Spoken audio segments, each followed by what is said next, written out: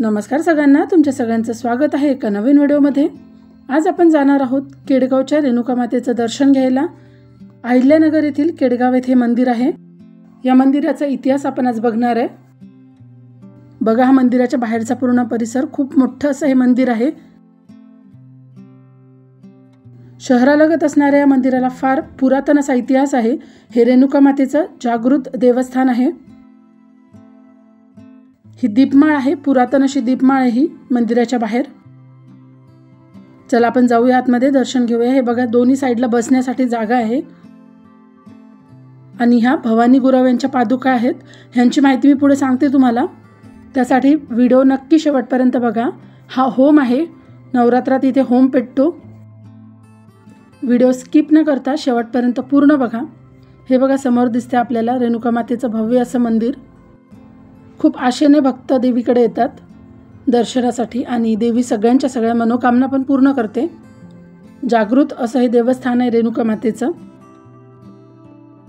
ह्या मंदिराची आख्यायिका सर्व प्रचलित अशी आहे। पूर्वी गुरव कुटुंबात श्री रेणुका मातेच्या कृपेने पुत्ररत्नाने जन्म घेतला। ह्या बाळाचे नाव आवडीने भवानी असे ठेवण्यात आले। या भवानीने रेणुका मातेची अखंड मनोभावे सेवा केली। श्री क्षेत्र माहूरगड हे भवानी यांचे मुख्य श्रद्धास्थान होते। 3.5 शक्तिपीठातील माहूर हे एक पूर्णपीठ आहे।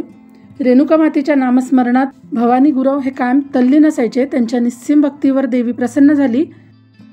भवानी हे माहूरच्या वाऱ्या करत असत। अशातच एका वारीच्या वेळी देवी भवानी गुरव यांच्यावर प्रसन्न होऊन म्हणाली, मी आता तुझ्यासोबतच येते असे देवी गुरव यांना म्हणाली। हे ऐकताच आनंदाने भवानी गुरव परतीच्या प्रवासाला लागले। केडगावच्या परिसरात येताच त्यांनी मागे वळून पाहिले। देवीचे दर्शन तर झाले, मात्र देवी त्याच जागेवर गुप्त झाली। आता त्याच जागेवर स्वयंभू श्री रेणुका माता देवीचा तांदळा आहे। हा तांदळा हुबेहूब माहूरच्या देवीसारखा दिसतो।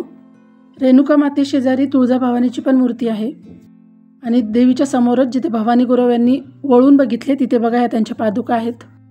या मंदिरा शेजारीच महादेवाचे मंदिर आहे। उजवीकडे हे महादेवाचं मंदिर आहे।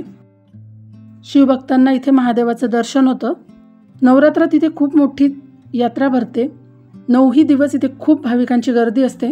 अगदी सकाळपासून रात्रीपर्यंत इथे खूप प्रचंड प्रमाणात भक्त येतात आणि खूप छान यात्रा भरते। त्यामुळे खूप असं प्रसन्न असं वातावरण असतं। खूप छान असं विठ्ठल रुक्मिणीचं पण इथे एक मंदिर आहे। नवरात्रात 9 दिवस स्त्रिया इथे घटी म्हणूनही बसतात। 7व्या माळेला इथे भव्य अशी यात्रा भरते आणि 9मीला इथे मोठा होम होतो व दसऱ्याच्या दिवशी शस्त्रपूजन होते इथे। हे बघा, महादेवाचं ते मंदिर आहे इथे। खूप छान असं मंदिर आहे। मंदिरात आल्यानंतर खूप असं प्रसन्न वाटतं, छान।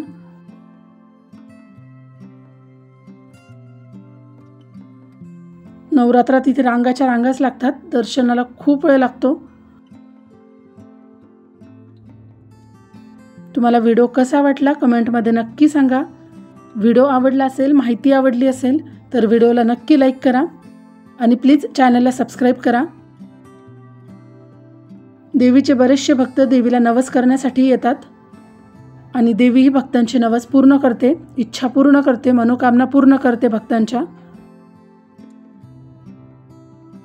तुम्हाला माझे व्हिडिओ कसे वाटतात ते पण कमेंटमध्ये नक्की सांगा आणि व्हिडिओ बघत तुम्ही इथपर्यंत आलाच असाल तर व्हिडिओला नक्की लाईक करा आणि प्लीज चॅनलला सबस्क्राईब करा। ज्यांनी चॅनलला सबस्क्राईब केलेले आतापर्यंत त्यांचे खरंच मनापासून खूप आभार आणि ज्यांनी नाही केले त्यांनी प्लीज चॅनलला सबस्क्राईब करा। व्हिडिओ शेवटपर्यंत बघितल्याबद्दल धन्यवाद।